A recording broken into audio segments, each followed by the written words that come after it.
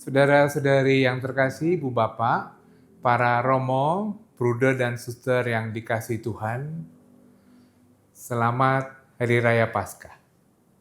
Semoga sukacita, kebangkitan Yesus Kristus, Tuhan dan Juru Selamat kita, memperbarui hidup kita, semakin menguduskan hidup kita dan hidup masyarakat kita. Semoga semangat Paskah sungguh dirasakan buahnya dalam hidup sehari-hari. Melanjutkan permenungan kita tentang Injil Yohanes. Pada episode kali ini, Bapak Kardinal mengajak kita untuk kembali mengulangi dan mendalami beberapa topik. Seperti topik tentang paham pengorbanan dalam bentuk doa. Dalam Injil Yohanes bab 17, bab 16, dikisahkan bagaimana Yesus menyebut dirinya, "Akulah gembala yang baik, gembala yang mengorbankan nyawa untuk domba-dombanya."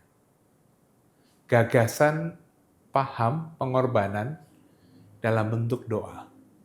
Juga kisah penyelamatan, karya keselamatan dalam bentuk cerita, dalam bentuk kisah yang kita dapati dalam Injil Yohanes bab pertama ayat 28 sampai 29 yang berkisah tentang panggilan murid-murid. Murid-murid siapa? Murid-murid Yohanes Pembaptis dipanggil, diutus menjadi murid-murid Tuhan, murid-murid Yesus. Sangat menarik bagaimana para murid itu diajak untuk tinggal bersama Yesus. Apa artinya tinggal? Tinggal berarti hidup dalam kesatuan Allah Tritunggal. Itulah keselamatan kita. Karena itu selamat mendengarkan, selamat merenungkan, dan selamat berdoa.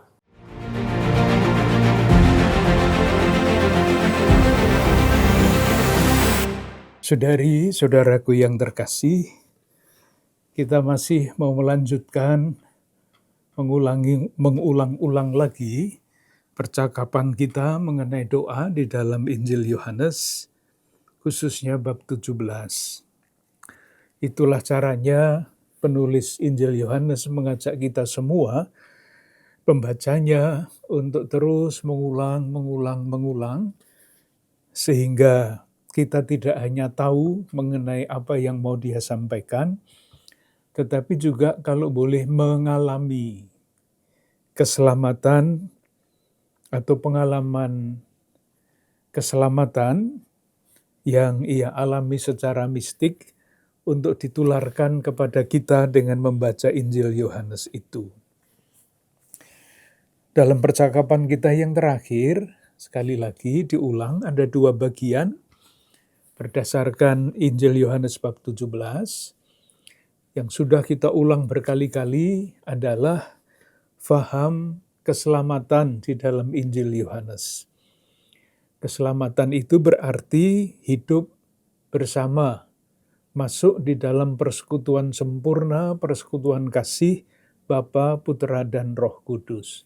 Bukan konsep, tetapi pengalaman hidup yang dilandaskan pada keyakinan yang semakin lama semakin dalam. Yang kedua, kita berbicara mengenai gagasan-gagasan Yohanes yang tersebar di seluruh Injilnya dan secara terkonsentrasi ada pada Injil Yohanes bab 17 dalam bentuk doa. Nah, kita sudah mencoba mencari berbagai macam gagasan dan unsur-unsur apa yang terdapat di dalam doa bab 17 ini.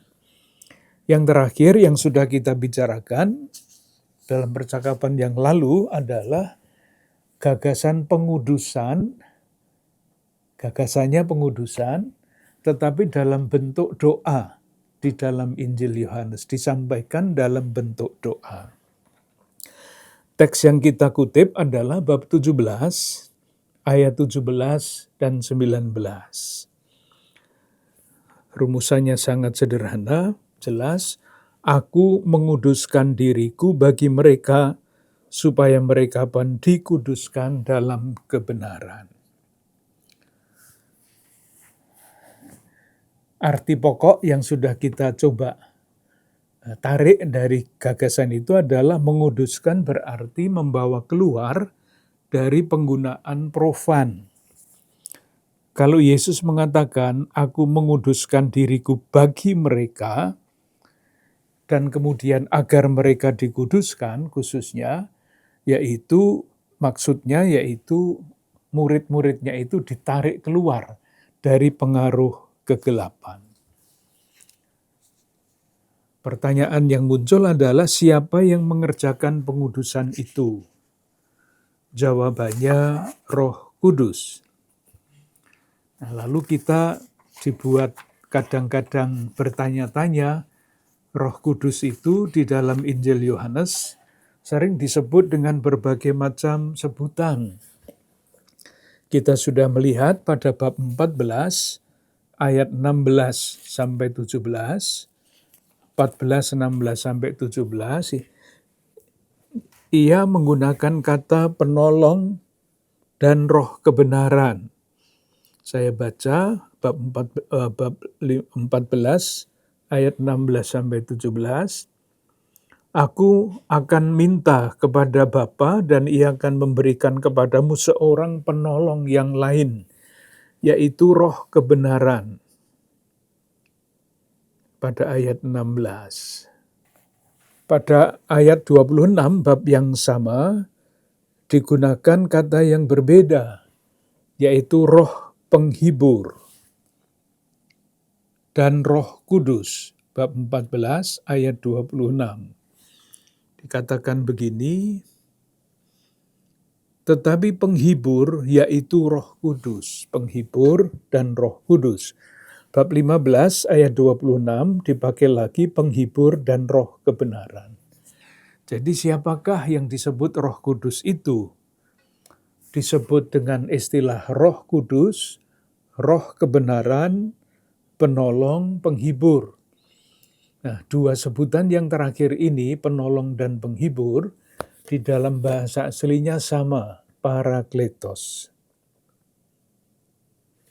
Kita sudah melihat istilah atau kata parakletos, itu latar belakangnya adalah pengadilan, pengacara, advokat, yang membela seorang tanda petik tertuduh di hadapan jaksa yang menuduh, yang disebut yang mau mencelakakan orang di dalam gambaran ini adalah setan. Parakletos, penghibur, dan penolong itu sama dalam arti itu, dan artinya sebetulnya jauh lebih luas daripada konteks pengadilan itu.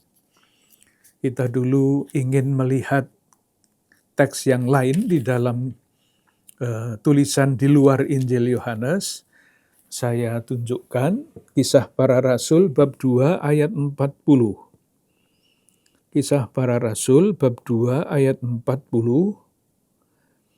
dengan kata-kata ini, dan dengan banyak perkataan lain, ia memberi suatu kesaksian yang sungguh-sungguh dan mengecam dan menasehati mereka.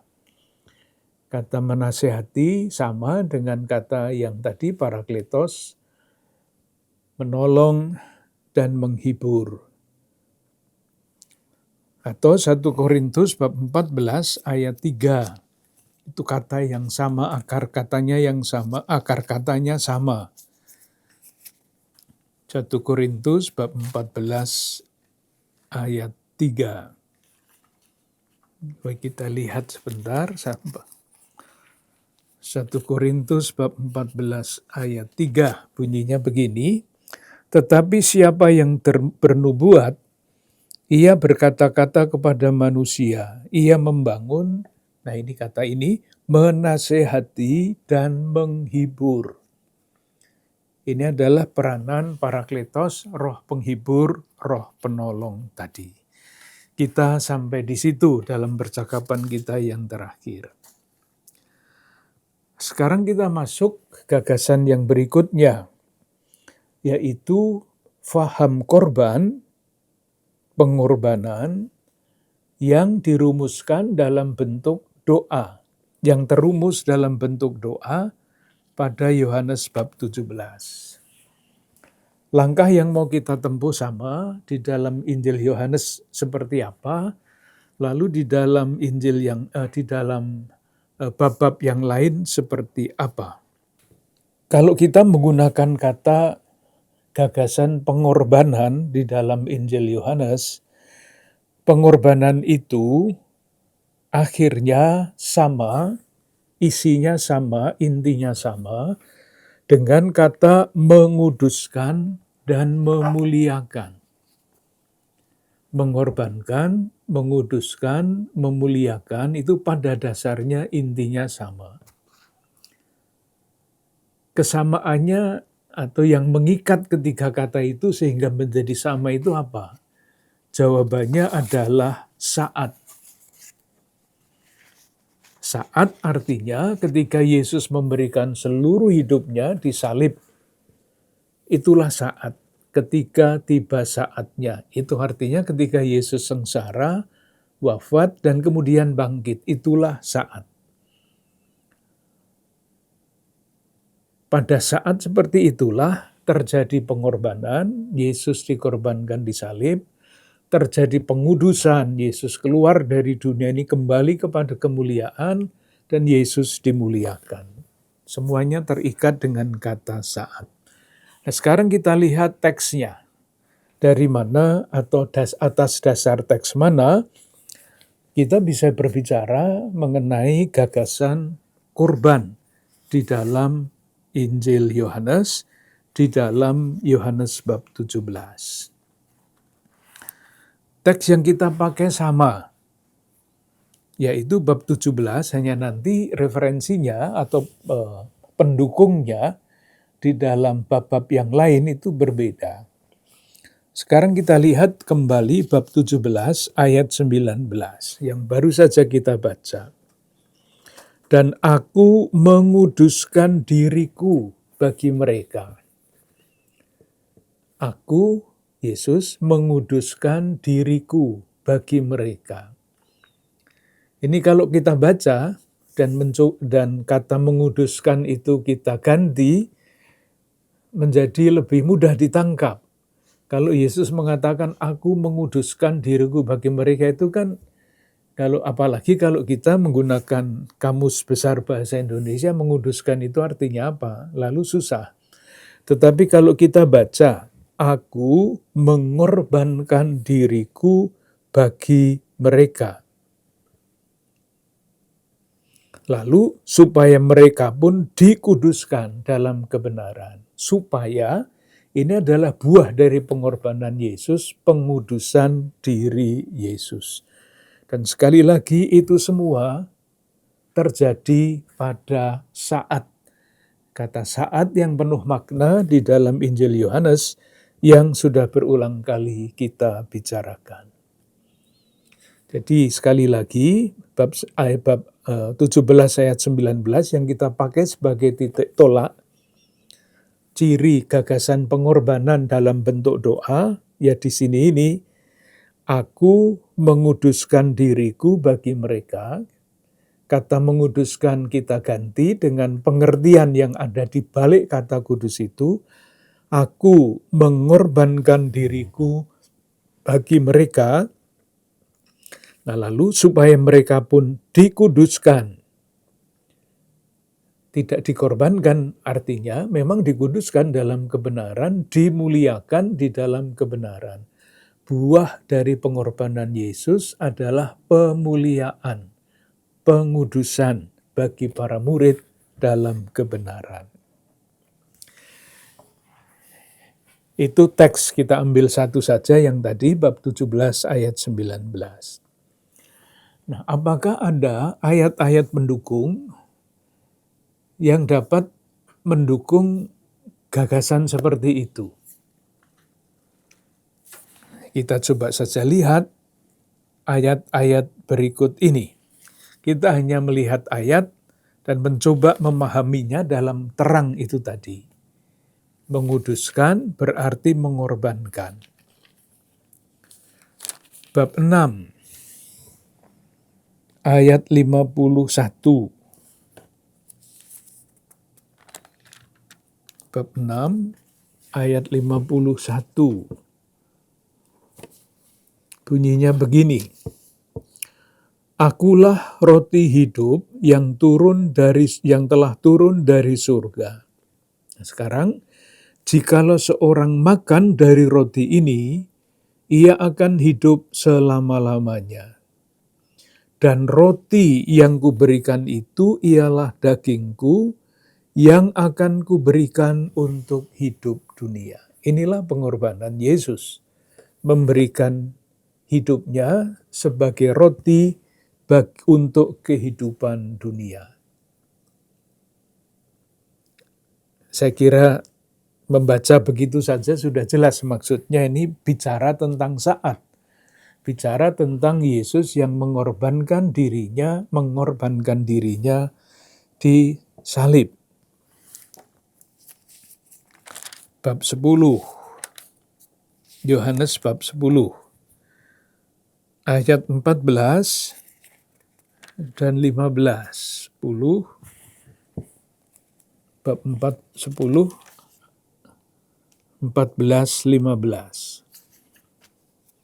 Akulah gembala yang baik, dan aku mengenal domba-dombaku, dan domba-dombaku mengenal aku. Sama seperti Bapa mengenal aku, dan aku mengenal Bapa. Nah sekarang, dan aku memberikan nyawaku bagi domba-dombaku. Memberikan nyawa tentu adalah gagasan pengorbanan. Ayat 17 dan 18. Bapa mengasihi aku, oleh karena aku memberikan nyawaku untuk menerimanya kembali. Masih dilanjutkan ayat 18. Tidak seorang pun mengambilnya daripadaku, melainkan aku memberikannya menurut kehendakku sendiri. Aku berkuasa memberikannya dan berkuasa mengambilnya kembali. Inilah tugas yang kuterima dari Bapakku. Tugasnya apa? Tugasnya adalah menyelesaikan pekerjaan Bapa. Pekerjaan Bapa itu isinya apa? Pekerjaan Bapa adalah menyatakan kasih yang sebesar-besarnya, yang tanpa batas. Di mana itu terjadi? Ketika Yesus memberikan hidupnya di kayu salib. Kembali lagi, Yesus yang secara rela, secara bebas memberikan hidupnya untuk kita semua. Itu gagasan korban dalam bentuk doa, bab 17 ayat 19, didukung oleh ayat-ayat yang lain yang kita temukan di dalam Injil Yohanes. Moga-moga jelas. Sekarang yang berikutnya, ciri doa apa lagi yang dapat kita temukan? Gagasan mengenai terpenuhinya rencana Allah yang dirumuskan, diungkapkan dalam bentuk doa. Jadi kalau orang bicara tentang rencana Allah yang terpenuhi, itu bisa diceritakan di dalam bahasa yang berbeda, bahasa informatif. Tetapi yang sekarang mau kita lihat adalah apakah di dalam Injil Yohanes ini, bab 17 ini, kita temukan gagasan mengenai terpenuhinya rencana Allah yang disampaikan dalam bentuk doa. Karena bab 17 itu adalah doa Imam Agung. Kita tempuh jalan yang sama. Dalam Injil Yohanes bab 17 ada apa? Apakah ada teks-teks lain yang mendukung gagasan itu? Yang pertama, dalam Injil Yohanes bab 17. Sudah berulang-ulang kita bicarakan. ayat 23, 24, sampai 26. Kita baca lagi supaya dapat merasakan, pelan-pelan membaca supaya masuk di dalam hati dan budi kita. Ayat 23, saya baca mulai ayat 22.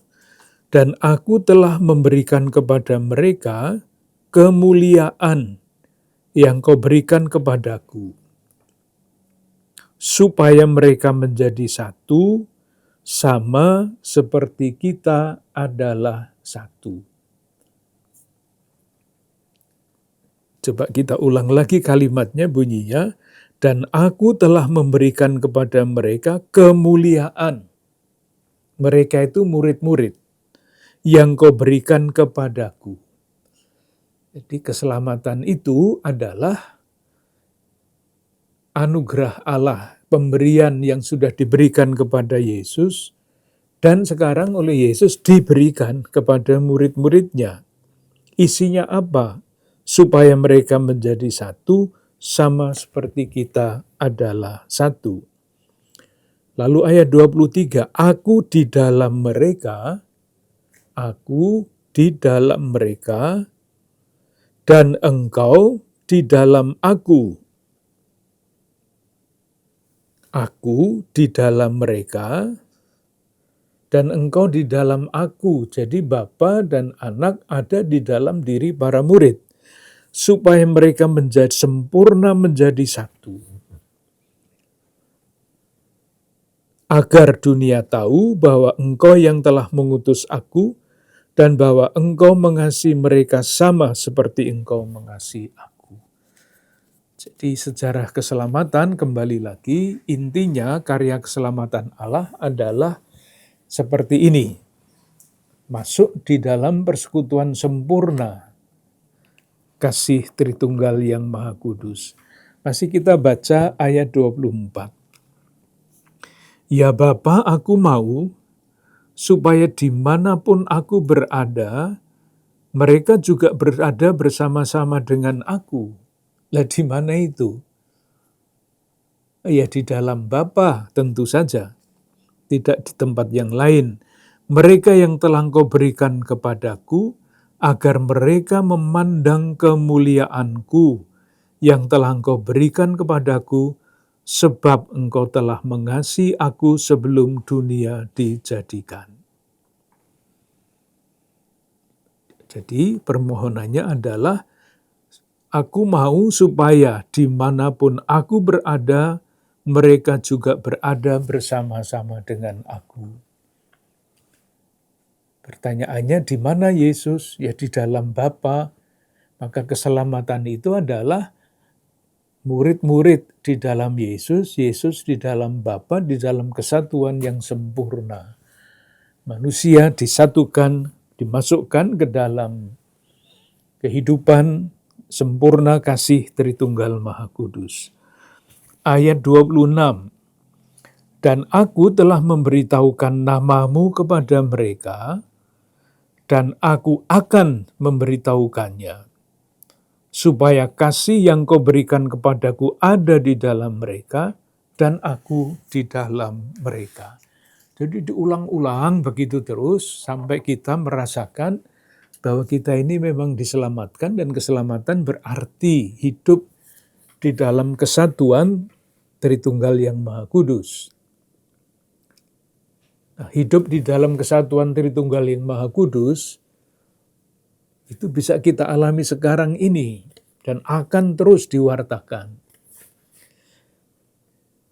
Sehingga kita bisa mengatakan hidup abadi, hidup yang sejati sudah kita alami ketika kita masih berada di dunia ini sekarang ini.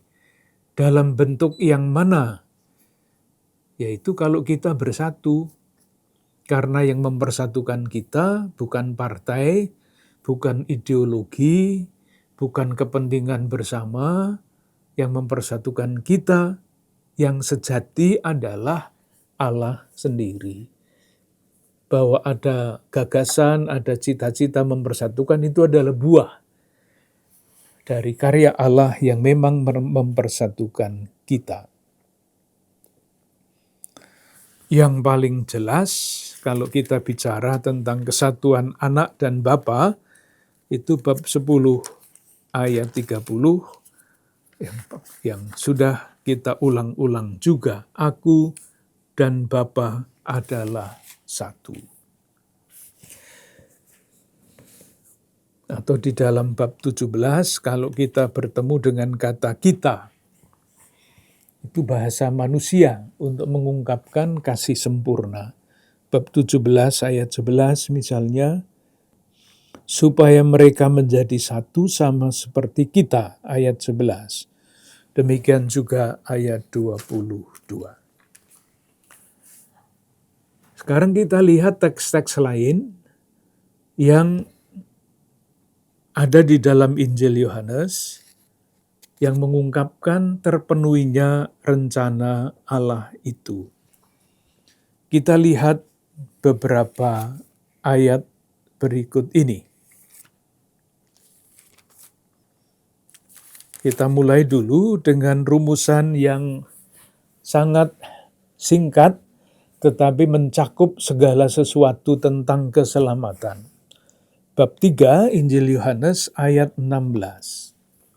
Ini baik dihafal ayatnya, syukur-syukur isinya. Bunyinya begini. Karena begitu besar kasih Allah akan dunia ini, sehingga Ia telah mengaruniakan anaknya yang tunggal, supaya setiap orang yang percaya kepadanya tidak binasa, melainkan beroleh hidup yang kekal. Jadi mulai dengan kata karena, di tengah akibatnya apa, sehingga, tujuannya apa, supaya. Supaya isinya apa, mereka beroleh hidup yang kekal. Tentu kita bertanya hidup yang kekal itu yang seperti apa? Kita mencoba memahaminya, hidup kekal pasti hidup abadi bersama dengan Tuhan, tetapi kita bisa mengubah sedikit hidup yang sejati. Kalau abadi itu pasti bukan sekarang, tapi kalau sejati bisa sekarang. Hidup abadi adalah hidup sejati yang dihayati oleh orang-orang yang percaya kepada Yesus, penyelamat dunia.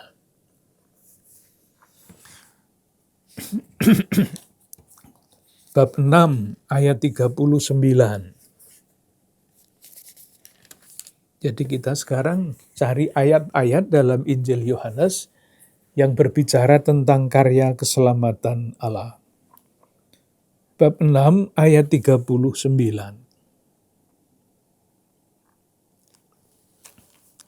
Dan inilah kehendak Dia yang telah mengutus aku, yaitu supaya dari semua yang telah diberikannya kepadaku, jangan ada yang hilang, tetapi supaya kubangkitkan pada akhir zaman. Inilah kehendak Dia yang mengutus aku. Lalu kalau kita balik lagi ke bab 4 ayat 34 Injil Yohanes, kata Yesus kepada mereka, makananku ialah melakukan kehendak Dia yang mengutus aku dan menyelesaikan pekerjaannya. Kembali ke bab 6, bolak-balik sedikit. Tadi kita lihat ayat 39, sekarang kita lihat ayat 44 dari bab 6. Tidak ada seorang pun yang dapat datang kepadaku jikalau tidak ditarik oleh Bapa yang mengutus aku. Dan Ia akan kubangkitkan pada akhir zaman. Jadi gagasannya bukan Yesus yang menarik, tetapi Bapa yang menarik. Dikatakan dengan sangat jelas, jikalau Ia tidak ditarik oleh Bapa yang mengutus aku. Bapa menarik orang-orang itu kepada Yesus. bab 12 ayat 32.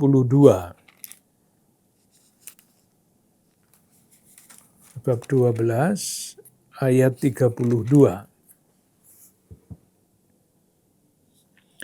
Dan aku, apabila aku ditinggikan dari bumi, aku akan menarik semua orang datang kepadaku. Jadi kombinasi ayat-ayat ini yang mengungkapkan terpenuhinya rencana keselamatan Allah. Di gagasannya, kembali lagi ya, diulang-ulang lagi rumusannya. Moga-moga tidak bosan. Isinya begini. Para murid ditarik oleh Bapa. Ditariknya kemana? Kepada Yesus. Jadi karya keselamatan Allah itu bukan usaha manusia untuk menemukan keselamatan. Bukan. Manusia berusaha iya. Tetapi menurut gagasan Yohanes, kalau kita beriman kepada Yesus, itu adalah anugerah. Isi anugerahnya apa? Bapa yang menarik kita kepada Yesus. Satu. Jadi Bapa menganugerahkan rahmat sehingga kita ditarik oleh Bapa itu. Isi rahmat itu adalah ditariklah kita kepada Yesus. Satu. Dua. Ketika Bapa menarik kita kepada Yesus, Yesus menerimanya. Jadi kita diterima oleh Yesus. Bapa menarik kita kepada Yesus, Yesus menerima kita yang ditarik Bapa itu. Kapan diterimanya kita itu? Saatnya yang menentukan adalah saat wafat dan kebangkitan. Ketika Yesus dikorbankan, ketika Yesus dikuduskan, ketika Yesus dimuliakan. Lalu sesudah kita ditarik kepada Yesus, terusnya bagaimana? Oleh Yesus, kita itu diberikan kepada Bapa. Itulah sebabnya Yesus adalah pengantara. Jadi kalau kita bicara mengenai dengan pengantaraan Yesus Kristus, setiap kali kita berdoa, itu maksudnya demikian. Bapa menarik kita, diserahkan kepada Yesus. Yesus menerima kita pada saat Ia mengorbankan dirinya, menguduskan dirinya, mempermuliakan dirinya, dan kita dibawa oleh Yesus kepada Bapa. Inilah dinamika karya keselamatan Allah di dalam Injil Yohanes. Moga-moga kalimat yang diulang-ulang ini semakin membantu kita untuk meresapkan apa yang kita tangkap di dalam budi kita, nanti pelan-pelan turun ke hati menjadi pengalaman bagi kita. Bersyukur karena anugerah rahmat ditarik kepada Yesus, bersyukur karena kita diikut sertakan bersama Yesus kembali kepada Bapa. Itu gagasan mengenai terpenuhinya rencana Allah dalam bentuk doa. Sekarang dalam tanda kurung. Mau mencoba menjelaskan lagi dengan cara lain yang berbicara mengenai karya penyelamatan Allah. Dalam bentuk kisah sekarang, tidak dalam bentuk doa. Dalam bentuk doanya ada pada Yohanes 17. Sekarang kita lihat dalam bentuk kisah, isinya apa? Isinya sama. Hanya ceritanya, wujud atau cara menyampaikannya berbeda. Moga-moga menjelaskan. Moga-moga. Kita baca kisah awal panggilan para murid yang diceritakan pada bab 1 ayat 29 sampai dengan ayat 39. Jadi kita lihat karya keselamatan Allah yang tidak dirumuskan dalam bentuk doa, tetapi dalam kisah panggilan murid yang pertama. Nanti isinya sama, ketemunya sama. Kita coba lihat, yang pertama, yang dikatakan oleh Yohanes Pembaptis, ayat 29. Pada keesokan harinya, Yohanes melihat Yesus datang kepadanya dan ia berkata, "Lihatlah anak domba Allah yang menghapus dosa dunia." Anak domba Allah. Jadi memperkenalkan Yesus sebagai anak domba Allah. Yang memperkenalkan adalah Yohanes Pembaptis, dan Yohanes Pembaptis ini sudah punya muridnya banyak. Kemudian, ayat 35. Pada keesokan harinya, Yohanes berdiri di situ pula dengan 2 orang muridnya. Dan ketika melihat Yesus lewat, ia berkata, "Lihatlah anak domba Allah." Diulang lagi apa yang dia katakan pada ayat 29. Apa yang terjadi kemudian? Ayat 37. Kedua murid itu mendengar apa yang dikatakannya itu, lalu mereka pergi mengikuti Yesus. Nah, sekarang menarik kita perhatikan percakapan kedua murid Yohanes itu yang ingin mengikuti Yesus. Kita perhatikan pelan-pelan. Ayat 37. Kedua murid itu mendengar apa yang dikatakannya itu, lalu mereka pergi mengikuti Yesus. Mengikuti selalu di belakang, tidak di depan, namanya tidak mengikuti. Ayat 38. Tetapi Yesus menoleh ke belakang. Ia melihat bahwa mereka mengikut dia, lalu berkata kepada mereka, "Apa yang kamu cari?" Jadi silahkan, sudah mulai memperhatikan kedua murid Yohanes itu memang mencari. Kalau mereka mengikuti Yohanes Pembaptis sebagai murid, itu pasti mencari sesuatu.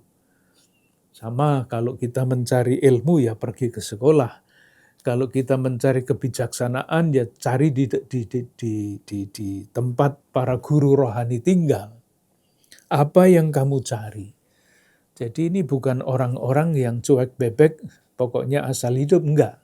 Sudah mencari makna sejati dari kehidupan. Kata mereka kepadanya, "Rabi, di manakah engkau tinggal?" Nah, kata ini,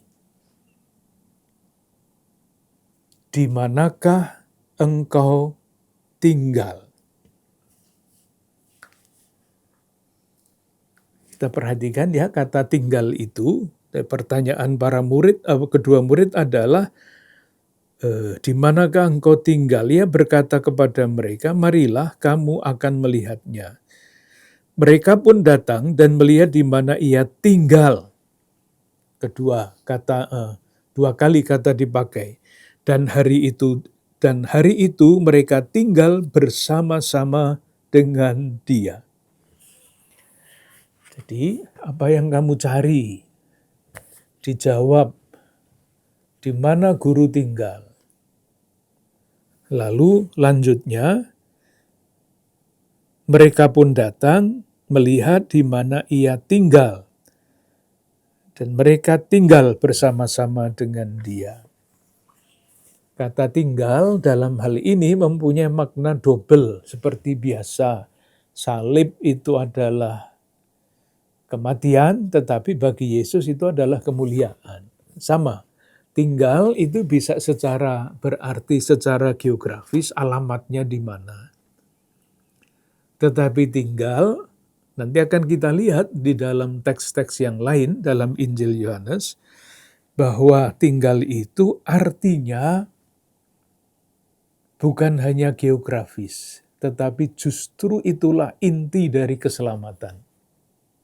Tinggal dalam Bapa. Kita coba lihat.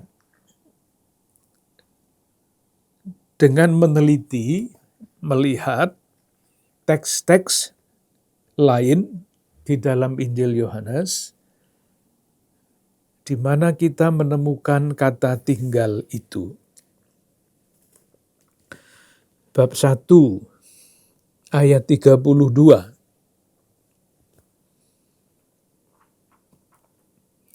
Jadi kita cari kata tinggal.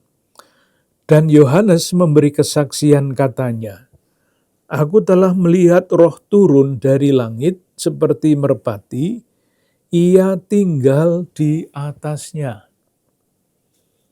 Itu artinya Yesus dirasuki, ditinggali oleh Roh Kudus. Itu bukan hanya geografis, kan tempatnya di dalam diri Yesus, tetapi Yesus dijiwai oleh Roh Kudus itu.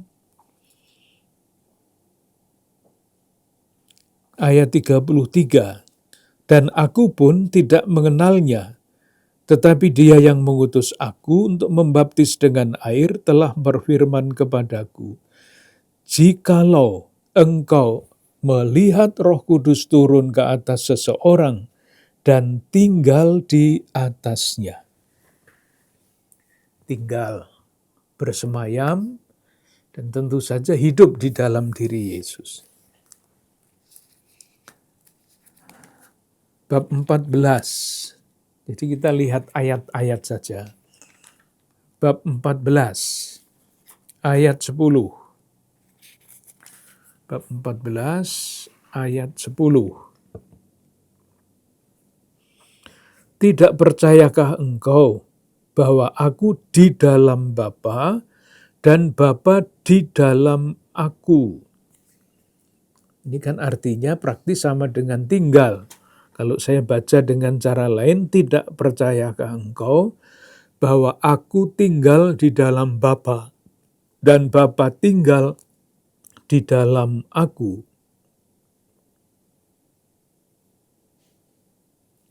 Lalu, tetapi Bapa yang diam di dalam aku, dialah yang melakukan pekerjaannya.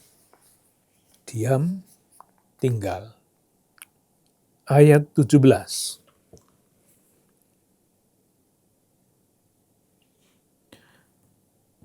"Dunia tidak dapat menerima Dia, sebab dunia tidak melihat Dia dan tidak mengenal Dia. Tetapi kamu mengenal Dia, sebab Ia menyertai kamu dan akan diam di dalam kamu." Tinggal dan diam itu artinya sama. Bab 6, kembali ke depan. Bab 6 ayat 56.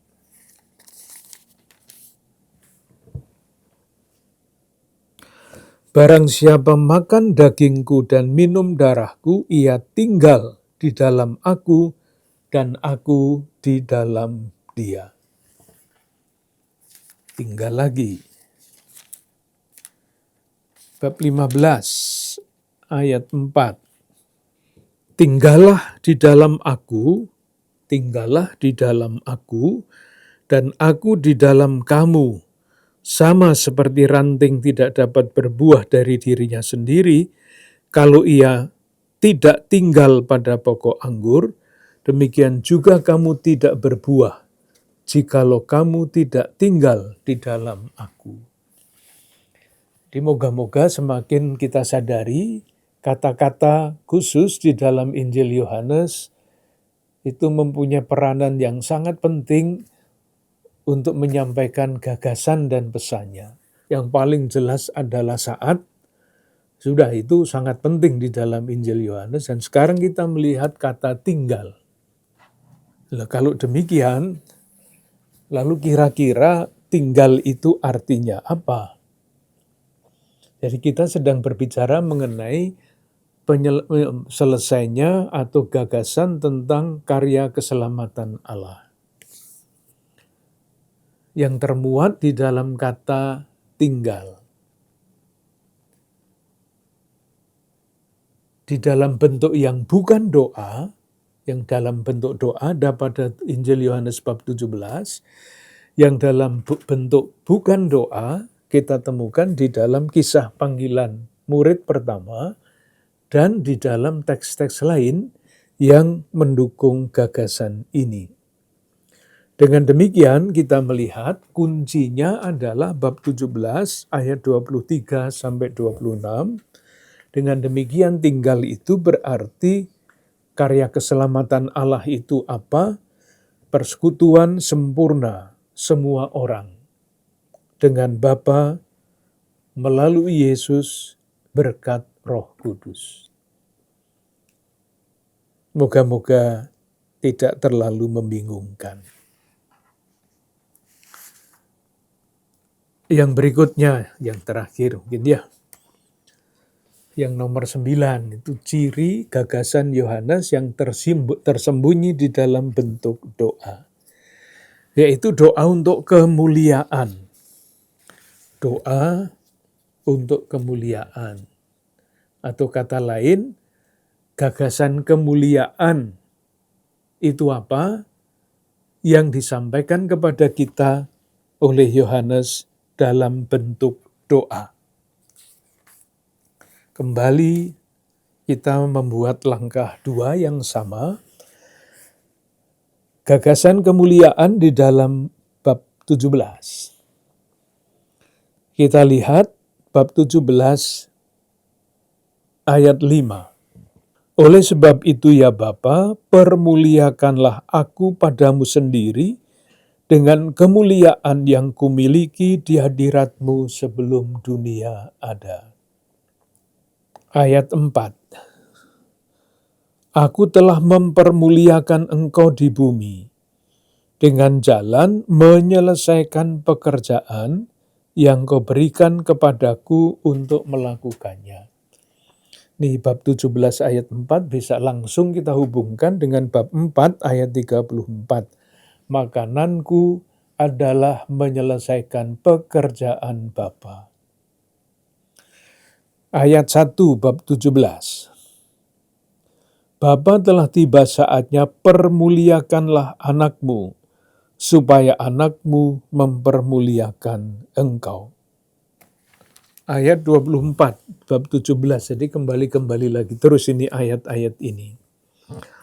Ya Bapa, aku mau supaya dimanapun aku berada, mereka juga berada bersama-sama dengan aku, mereka yang telah Engkau berikan kepadaku. Nah sekarang, agar mereka memandang kemuliaanku yang telah Engkau berikan kepadaku, sebab Engkau telah mengasihi aku, dan selanjutnya. Kemuliaan itu kalau demikian apa? Jawabannya bisa begini. Kemuliaan itu adalah rumah Bapa atau Bapa sendiri, tempat Yesus tinggal. Bapa itulah kemuliaan dalam arti yang sejati. Kemuliaan ada di dalam Bapa. Bapa adalah tempat Yesus tinggal. Aku tinggal dalam Bapa. Aku dan Bapa adalah satu. Itu artinya Yesus berada di dalam kemuliaannya.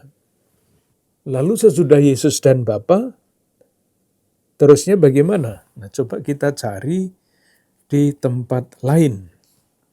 Di Injil yang lain. Bab 14 ayat 2 dan 3. Jawabannya ada di sini. Di rumah Bapakku banyak tempat tinggal. Pakai tempat tinggal ini biasanya dipakai untuk bacaan Misa Requiem. Di rumah Bapakku banyak tempat tinggal. Jika tidak demikian, tentu aku mengatakannya kepadamu. Sebab aku pergi ke situ untuk menyediakan tempat bagimu. Dan apabila aku telah pergi ke situ, masuk di dalam kemuliaan Bapa, dan telah menyediakan tempat bagimu, aku akan datang kembali dan membawa kamu ke tempatku, supaya di tempat di mana aku berada, kamu pun berada. Itulah kemuliaan, itulah keselamatan. Lalu kita ambil teks terakhir, bab 1 ayat 14. Jadi kita kemana-mana ini untuk mencoba memahami kemuliaan itu apa. Bab 1 ayat 14. Firman itu telah menjadi manusia dan diam di antara kita, dan kita telah melihat kemuliaannya, yaitu kemuliaan yang diberikan kepadanya sebagai anak tunggal Bapa, penuh kasih karunia dan kebenaran. Jadi kemuliaan itu adalah Bapa sendiri Yesus masuk di dalam kemuliaan, artinya kembali kepada Bapa, satu dengan Bapa. Dan ketika Yesus di dunia, kita melihat kemuliaan. Kemuliaan itu isinya apa? Bukan konsep. Kemuliaan itu adalah tindakan. Menurut bab 1 ayat 14, sebagai anak tunggal Bapa, penuh kasih karunia dan kebenaran. Kasih karunia Allah dan kebenarannya, itulah kemuliaannya. Kita berhenti di sini dulu, nanti kita lanjutkan. Makasih.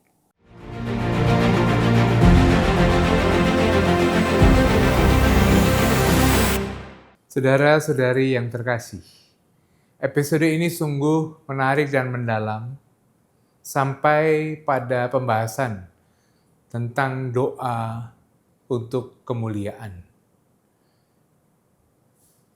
Kalau kita mendengarkan, merenungkan, dan mencoba mengkontemplasikan saat-saat ketika Yesus berdoa, kita bisa merasakan sungguh-sungguh getaran kasih Allah yang tak terbatas. Tuhan Yesus berdoa agar dimanapun Tuhan Yesus berada, kita murid-muridnya juga berada. Dalam Injil Yohanes bab 14, yang biasanya digunakan untuk penghiburan pada waktu misa requiem atau misa kedukaan, Yesus mengatakan, jangan khawatir, di rumah Bapakku banyak tempat tinggal. Kemuliaan berarti adalah tinggal bersama Bapa. Dan kemuliaan itu bisa kita rasakan, bisa kita wujudkan dalam hidup kita sehari-hari. Karena itu mari kita bertekun untuk hidup dalam kesadaran bersama Bapa, hidup dalam kesadaran kemuliaan Tuhan yang kita tekuni sehari-hari. Kita mohon berkat Tuhan. Semoga saudara-saudari sekalian beserta keluarga dan komunitas senantiasa mengalami pengudusan dan tinggal dalam kemuliaan Bapa, berkat kuasa Allah yang Maha Kudus, Bapa, Putra, dan Roh Kudus. Amin. Terima kasih, sampai jumpa.